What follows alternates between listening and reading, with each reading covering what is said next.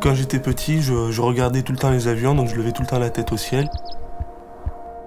Mon rêve, c'était de devenir pilote de ligne ou pilote de chasse. Parfois, on se sent privilégié, surtout qu'on vient des quartiers défavorisés, comme ils disent.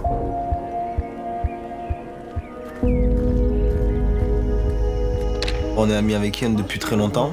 C'est mon voisin déjà. Quand j'étais né, lui, il était déjà là.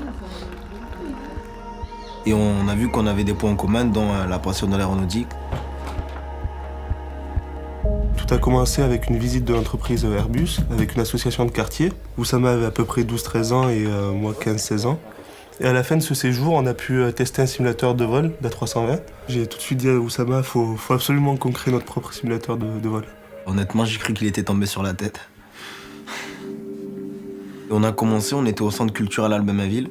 On prenait un caddie et on faisait le tour du quartier pour trouver des bouts de bois. Et du coup, on a pu construire une maquette. On a construit le tableau de bord d'A320 à la régie de quartier et de là, on l'a déplacé au domaine d'Ariane. Principalement, au début, on s'est fait aider par Antoine de Ranchin qui avait organisé donc ce séjour à Airbus.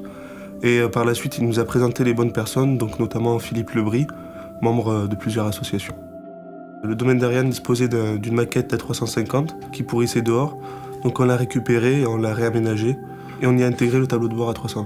On a pu avoir un vrai simulateur de vol complet. Notre simulateur a été inauguré le 29 juin 2013 et ça, on s'en rappellera toute notre vie.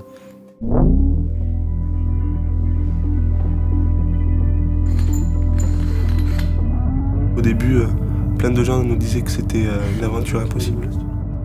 On a persévéré et on a cru en nous et on y est parvenu.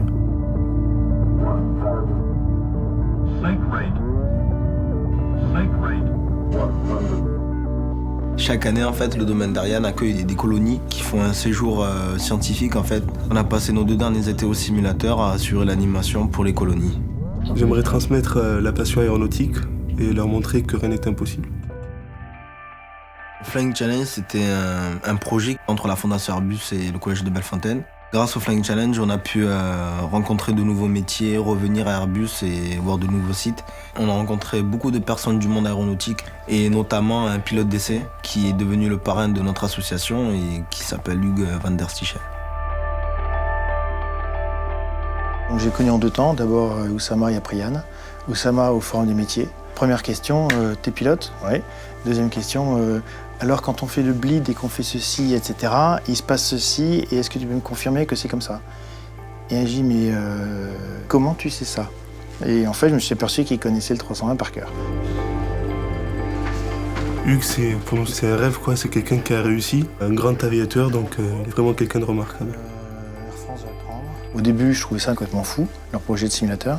Et puis quand je voyais comment ça progressait, et vite, c'est assez impressionnant de les voir faire ça à cet âge-là. Je suis élève en classe de première à STI de Dessine, au lycée Déodat de Séverac. L'an dernier, j'ai obtenu un bac S. Cette année, je suis à l'UT de Paul Sabatier en génie électrique et informatique industrielle. En fait, j'ai jamais trop su comment cette passion m'est arrivée. C'est peut-être un peu le fait que ce soit complexe, l'adrénaline et puis peut-être la rigueur qui fait que ce métier, j'aime bien. L'aéronautique, je pense, ça me suivra toute ma vie. J'aimerais me voir dans les commandes d'un Airbus. Après, je vais voir ce que la vie me réserve. Toujours un métier autour de l'aéronautique. C'était des rêves de petit garçon. On en a réalisé un, c'est d'avoir notre propre simulateur de vol. Maintenant, il faut réaliser le deuxième, devenir pilote.